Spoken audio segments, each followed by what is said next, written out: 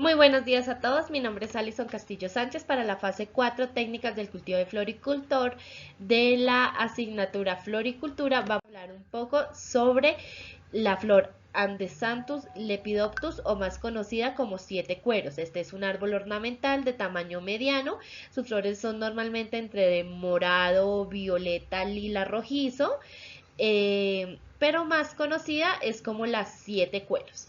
Entonces, ¿cuál es la idea de este video? Es mostrar las diferentes técnicas básicas y conocimientos básicos que debemos tener en cuenta para poder implementar este tipo de cultivo de forma exitosa. Entonces, ¿a quién va dirigido? A las personas iguales que yo, que hasta ahora estamos como empezando a introducirnos en este mundo. Este es una planta resistente, es fácil de cultivar, es muy vistosa por sus colores. Entonces vamos a aprender un poquito más de cómo poder trabajar una planta de estas. Entonces, ¿cuál es el método de cultivo más apropiado? Sería el orgánico, que lo que quiere decir es directamente en el suelo. No necesita ningún tipo de sistema hidropónico, es una planta que se adapta muy bien, trabaja de forma ecológica, podemos manejarla con abonos orgánicos, tener controles biológicos, entonces la hace un poco más fácil de llevar. ¿Qué tenemos que tener en cuenta para este tipo de plantas? Lo primero que tenemos que tener en cuenta es los factores climáticos que sean ideales. Entonces, esta se puede adaptar bien a los climas templados a fríos, ya que su temperatura oscila entre los 15 y los 22 a 25 grados centígrados. Necesita una buena iluminación solar directa durante el día, pero también tolera las sombras. Eh, se adapta muy bien a las regiones boyacenses entre Duitama, Tibasosa, Nobsa, Paipa, ya que nosotros tenemos una altitud y una humedad muy moderada. Entonces, ¿qué necesita el terreno? Tener un buen drenaje donde el agua no se vaya a encharcar o a empozar. Lo que les decía, tiene que tener luz directa del sol, pero también tenemos que tener la facilidad de poderla proteger a vientos, a fuertes heladas, ya que como nos hemos venido dando cuenta, pues los cambios climáticos han venido afectándonos gravemente, entonces debemos tener una alternativa de protección. ¿Cuál es el tipo de suelo adecuado para la flor de los siete cueros? Los suelos preferiblemente ácidos, que son entre 5.5 y 6.5 más o menos, que sean ricos en materia orgánica, que su textura sea franco-arenosa. ¿Por qué? Porque este tipo de textura del suelo tiene buena aireación, buen drenaje y va a evitar los encharcamientos y a su vez que las raíces de la planta se puedan llegar a pudrir. Entonces, ¿cómo vamos a preparar nuestro suelo antes de sembrar? Lo primero para este o cualquier tipo de sembrío es hacer una limpieza del terreno, eliminando la maleza presente y la maleza aledaña. ¿Por qué? Porque si solo eliminamos la maleza que está presente y dejamos los arbences que están a su alrededor, esto va a hacer que se proliferen más rápidamente, que sean conductores de diferente tipo de plagas, de diferente tipo de enfermedades que no vamos a tener en el momento en el cultivo, pero no haber hecho una limpieza adecuada va a hacer que se proliferen este tipo de plagas o enfermedades.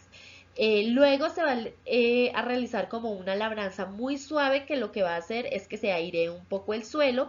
Vamos a incorporar un abono orgánico que puede ser el compost, el estiércol que esté bien descompuesto. Eh, También nos recomiendan una desinfección del suelo que puede ser con soluciones biológicas, con cal agrícola. ¿Y esto con qué fin? Para evitar la presencia o extinguir si llegan a haber algún tipo de hongos o nematodos en el terreno. Entonces, bueno, hay diferentes etapas de crecimiento. La primera es la germinación o el enraizamiento, ya de pronto si lo hacemos por esquejes, está el crecimiento vegetativo y está la floración. Entonces debemos tener en cuenta que cada una de estas tres etapas, su frecuencia de riego es diferente y varía según la etapa. Entonces, en la etapa inicial, la que dijimos que era la de la germinación o enraizamiento, si se hace por esquejes, lo ideal es mantener un suelo húmedo regando un aproximado de 3 veces a la semana. En la etapa 2, que sería el crecimiento vegetativo, unas 2 veces por semana. Y durante la floración es importante mantener una humedad constante, pero evitando el encharcamiento. Como ya sabemos, el riego lo ideal es hacerlo a las primeras horas de la mañana antes de que salga el sol, porque esto va a hacer que se nos empiece a evaporar y no va a recibir la cantidad de nutrientes, de líquidos, de agua que necesita para subsistir y crecer y fortalecerse. Entonces, ¿qué tipos de fertilizantes y cuándo podemos aplicarlos? Podemos, como ya habíamos hablado, utilizar compost orgánico, humus de lombriz, que son fáciles de adquirir, fáciles de hacer en nuestra casa, económicos también, amigables con el medio ambiente. En la etapa de crecimiento, en crecimiento y floración, ya es importante los nutrientes que sean ricos en NPK, que sería nitrógeno, fósforo y potasio. ¿Por qué? Porque esto va a fortalecer las hojas, va a fortalecer los tallos, va a mejorar el color, el tamaño de las flores y las aplicaciones se pueden hacer dependiendo, aproximadamente cada mes estaría perfecto. Existen diferentes tipos de riego. Hoy les voy a hablar del tipo de riego por goteo y las ventajas que tiene. Como nosotros sabemos, el riego por goteo funciona. Una manguerita que tiene pequeños orificios donde va saliendo el agua, como su nombre lo indica, gota a gota a gota a gota. Lo que nos permite que introduzca directamente a la raíz, se va a usar menor cantidad de agua, no va a permitir que se encharque, que se empose y esto a su vez no va a dejar que se lleguen a pudrir nuestras raíces. Nos ayuda a ahorrar agua, evita el exceso de humedad que también va a minimizar o eliminar de pronto ciertas enfermedades que se pueden presentar por el exceso de humedad. Eh, porque si bien es cierto, esta es una planta que necesita tener un suelo todo el tiempo húmedo, hay una gran diferencia entre la humedad y que esté encharcado. Entonces tenemos que garantizar esa humedad sin sobreponer los límites para que no sufra ningún tipo de estrés por exceso de agua. Listo. Como todo, hay diferentes tipos de plagas y enfermedades que están presentes. Entonces, las plagas más comunes en los 7 cueros son los áfidos o los que conocemos como pulgones, las cochinillas, las arañitas rojas, los trips y las enfermedades más comunes son aquellas que se dan por hongo, como el oidio. Eh, de pronto no lo conozcamos por el nombre, pero sí es muy fácil identificarlo porque ese da unas como manchitas blancas en las hojas y también está la pudrición de la raíz por el exceso de agua. Entonces, de los tips más importantes es cómo vamos a identificar las diferentes plagas y enfermedades. Entonces, ¿cuáles son los síntomas que nosotros vamos a ver? Para los pulgones, entonces vamos a ver hojitas deformes con puntos que tienen textura como babosita o pegajosa. En las cochinillas vamos a ver manchitas blancas o como tipo de algodoncito cerca a los tallos. La araña roja nos da las hojas amarillas y deja como unas pequeñas y finitas telarañas, pero súper delgaditas.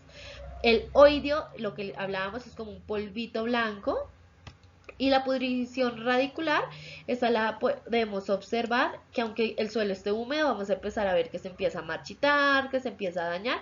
Entonces así ya vamos a poder empezar a reconocer, según los síntomas, el tipo de plaga o enfermedad que esté presentando nuestra planta o mata de 7 cueros. Entonces, ¿qué método de control biológico nosotros podemos usar? ¿Por qué vamos a hablar solo del control biológico? Porque es un método amigable con el medio ambiente al cual queremos apostar. Entonces, el uso de extractos naturales, ajo, ají, para repeler los diferentes tipos de insectos y plagas. Y la liberación de insectos benéficos o el uso de cierto tipo de feromonas que atraen esos insectos benéficos, como las mariquitas que consumen los pulgones. Espero haya sido de ayuda. Es un mundo nuevo para todos, pero muchos éxitos y que les vaya muy bien. Feliz día.